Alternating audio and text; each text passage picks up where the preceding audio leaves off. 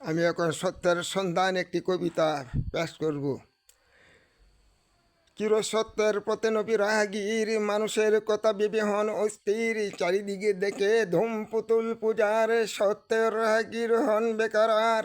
চারিদিকে দেখে শুধু ঝগড়া লড়াই, ছোট বড় ভেদাভেদ মিথ্যা পড়াই, মিথ্যে কথা বাজে কাজ ওয়াদা খেলাপ, ভুল পথ ভুল ভাব আর যত পাপ, অনাচার অবিচার হাজারো জুলুম, দেখে তার দুই চোখে থাকে না তো ঘুম।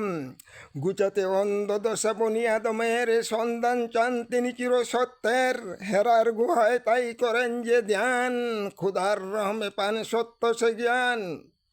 সত্যের সাথে তার হয় জানাজানি, ফেরেশতা দেন এনে আল্লাহর বাণী, কোরআন কিতাবে সেই কালাম খুদার, যাতে আছে সত্যের জ্ঞান ভান্ডার, যাতে আছে কল্যাণ সব মানুষের নূর।